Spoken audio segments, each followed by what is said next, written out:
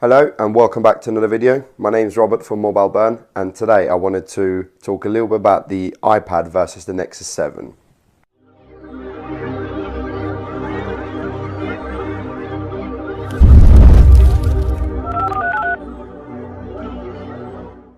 You can see both devices in front here, and first of all I wanted to talk a little bit about the hardware specs. But before I get into anything, I want to say thank you very much to EE, UK's only 4G network, for supplying me with the iPad mini to review and compare to the Nexus 7. So first of all, the iPad, you can see in front of me here, the iPad mini, shall I say, comes in 16, 32 and 64 gigabytes flash storage sizes. This is non-expandable. Then it comes in white and black. I currently have the white version. You can see it's got a silver back, and then obviously at the top is the white antenna, and then the front is white. Then it comes in iOS 6.1, which is the latest version I've recently updated to, and it's also powered by a dual-core A5 1 GHz processor with 512 megabytes of RAM. The display is a 1024 by 768 7.9 inch on the diagonal LED display. It gives it a pixel density of 163 pixel per inch. The cameras on the back is a 5 megapixel shooter with an aperture of f2.4, and it shoots 1080p video. On the front here you can see is a 1.2 megapixel front facing camera, and it has 720p. Also the battery, which is underneath, is a non-removable 4490 milliamp hour battery. And this is the 3G or 4G version, shall I say, and you can also have the Wi-Fi and only version as well if you prefer that. Weight, it weighs about 312 grams the 3G version and 308 grams for the Wi-Fi version. And you can see here for size, it barely fits into my hand. I do have fairly large hands, and it just about fits into my hand to be able to hold it comfortably. I do have to stretch quite far to be able to hold it. And looking around the device, you can see on the right hand side of the device you have the rotation lock / mute switch, as well as the volume up and down buttons. Then you get the SIM card slot, which is not on all devices, obviously depending on if you have a 3G or a non-3G version. On the bottom you have the lightning port connector as well as speakers, and then on the left hand side you get absolutely nothing, which is completely clear. And then at the top you get the power button here, then obviously the 3G radio built in here, and then the 3.5mm headphone jack. As I've shown you before already, the 5 megapixel camera on the back here, the logo, shiny logo on the back, as well as the iPad branding down the bottom. And that pretty much is it. Now let's talk a little bit about the Nexus 7 and its specs. So this is the Nexus 7, and it comes in 16 and 32 gigabyte versions. And it comes in black only. It runs Android 4.2.1 and is powered by a 1.3 gigahertz quad-core Tegra 3 processor. It has 1 gigabyte of RAM, so it pretty much has double the performance, or power shall I say, compared to the iPad mini. The display is a 1280 by 800 display, 7 inch on a diagonal, and it's an IPS LED display, which gives it a pixel density of 1216 ppi. There is only a 1.2 megapixel front-facing camera and no rear camera, and the battery is a 4325 milliamp hour battery. It also comes with 3G, so no 4G on these devices, only 3G, but it also has NFC built in, which is the near field communications chip to send pictures and videos and files across very quickly to other enabled NFC devices. The weight is a little bit heavier than the iPad, which is 340 grams. Size-wise, feels a lot more comfortable to hold.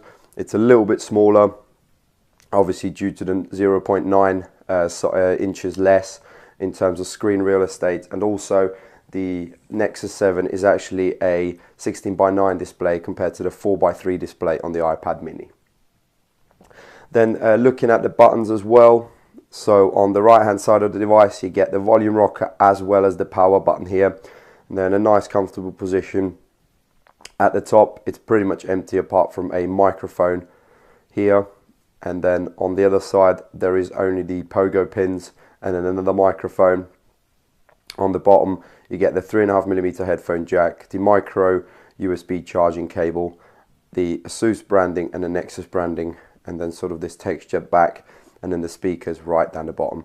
Obviously, as I said already, no camera on the back. Let's now talk a little bit about the iPad software features.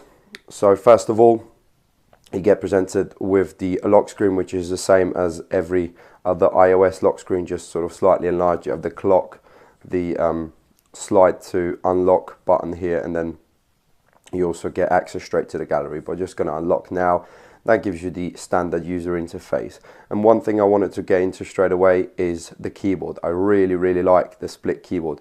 So you just swipe across using the gestures, or swipe open to unlock the keyboard, or sort of separate the keyboard depending on how big your hands are.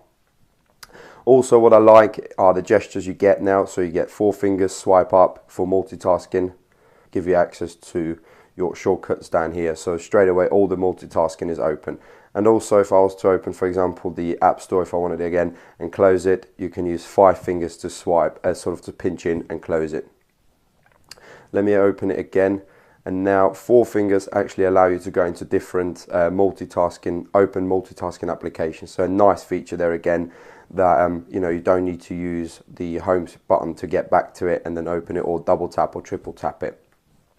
Siri works just as expected. You just press and hold the button and that opens it. You still get the button where you double tap the home button and it opens the multitasking application, so no problems there. So like I said, the gesture's mostly the same as you get on the new iPads as well. This is obviously the new iOS features that have been enabled, so rather than having to use the button. Now let's have a look at the Nexus 7 software features, and you can see Android 4.2.1 has brought some new improvements. So you get the lock screen here, which has the unlock button in the middle, and you can also go straight into search by swiping up from this little dotted circle. So you can just swipe up and that takes you straight into search.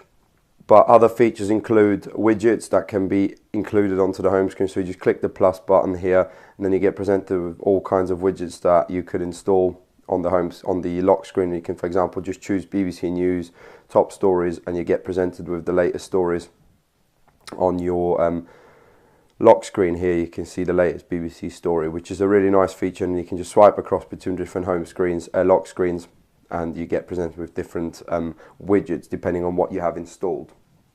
But now unlocking it, the keyboard, I've actually installed SwiftKey, which is a third-party keyboard, but I'll also switch back to the standard keyboard and show you some of the features on it as well. So this is the standard keyboard you get, and you get the swipe gestures as you get on every nowadays 4.2.1 version of the keyboard. So your Nexus 4, your Nexus 10, all those have the swipe feature enabled. You can also do normal typing, but you do not get the split key as you do on the iPad, the split keyboard. And even going into landscape mode, there you can see it doesn't allow that either. So you do need to use the whole screen to type, rather than sort of having it on either side like the iPad mini does. But the reason I installed the custom keyboard was to show you that in landscape, using SwiftKey tablet, it does give you the split layout here, so you get it a bit like the iPad mini. Again, this is a paid version of the keyboard, but that's the best way, or the nearest you can get to that iPad mini keyboard, so in terms of typing, because that's something I really like.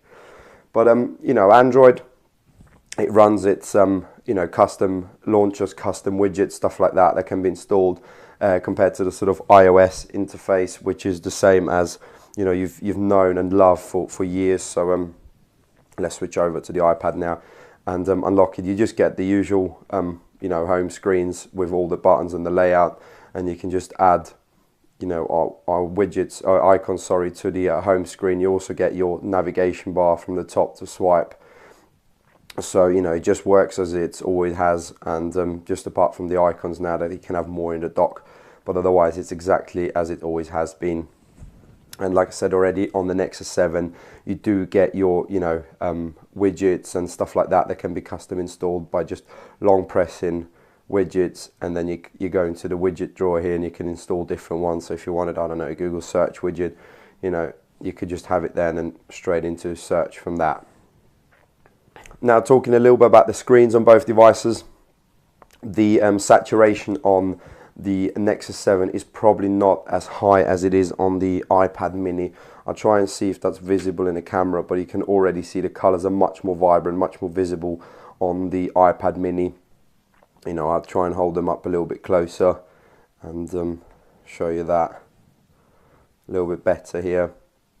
And the iPad mini, like I said, already much more vibrant, much more powerful colors, sort of, you know, like almost like AMOLED displays compared to the Nexus 7.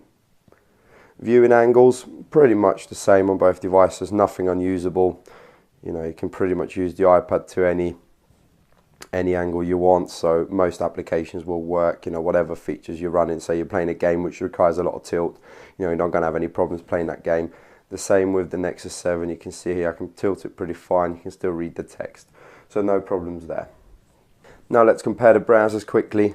Let me actually try and swipe in and see how quickly, you know, scrolling works, and, you know, double tapping and stuff like that.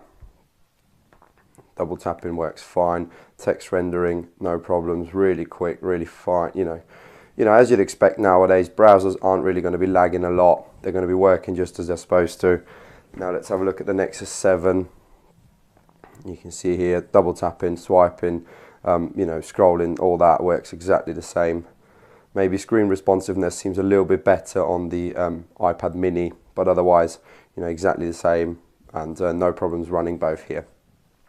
Now I'm going to run a benchmark called Geekbench, and the only reason I'm running both is because it's available on both platforms. That's the only one I found that seems to be running. I'm just going to close all the applications in the iPad mini, and also I'm going to close all applications on the Nexus 7 to sort of give it the fairest possible comparison, and then I'm going to just come back to you when it's running. So you can see no applications running in the background. The same with the iPad and Nexus 7, no recent apps. And I'm just going to run the program called Geekbench, and I'm going to do Geekbench first, Geekbench 2, and then the next thing we're going to run is GPUMark, which tests the graphics performance of both devices. So there you go. I'm just going to press run benchmark on both,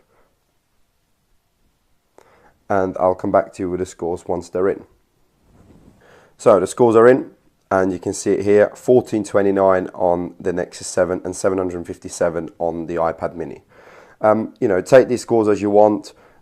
You know, this could mean that, I don't know, the programs are more optimized on Android than they're on iPad. This could mean that they are the same, optimized the same, but the you know, Nexus 7 has the dual core, or sorry, the quad core, the 2 cores more, as well as the 512 megabytes more. So, you know, I'm not going to talk to you about the scores too much, to be honest, because it's just a number and it doesn't mean anything, and it doesn't, you know, tell you how fluid a UI is or anything like that. But next, what I'm going to run is I'm going to run GPUMark, which tests the GPUs, obviously, of both devices. So there we are. I'm about to run it. I'm just going to click GPU benchmark on one as well as GPU benchmark on the other, and then I'm going to run it and come back to you when the scores are in. So the scores are in. You can see the Nexus 7 is a little bit more powerful than the iPad mini. The score on the Nexus 7 is 3247 and it's 2838 on the iPad mini. Isn't much of a difference, to be honest with you. I've had a look at the frames per second and stuff, and the scores, the sort of the average scores, there isn't much difference, and you know, either of them will run any game pretty well. I've played Need for Speed on here, I've played a few other games on here, and they seem absolutely fine, and I've had no lag or stutter on either devices. So really, to summarize, they're both very, very good devices. You're not going to be disappointed with one or the other. The only difference you might want is, for example, portability. The only reason you might want to, for example, the Nexus 7 is, you know, it's slightly smaller and it has higher resolution pixels, so the screen's going to be slightly better, but you're not going to notice pixels on either. Also, if you're used to, for example, the iOS environment and iTunes and have all that on the cloud, you know, do use the iPad mini, you're not going to be disappointed, because the fluidity, the speed and at which it works, you know, it's absolutely fine. There's no lag or stutter. You know, equally well, the Nexus 7, absolutely fine on both devices. You know, you're not going to notice any lag or any slowdown, especially since 4.2.1, the introduction of Project Butter on Jelly Bean. So yeah, I hope you enjoyed this comparison between the two devices here, the 7-inch and the 7.9-inch iPad mini. If you have any questions, comments, please leave them down below. Feel free to subscribe for more content. Feel free to like the video. Thank you very much for watching.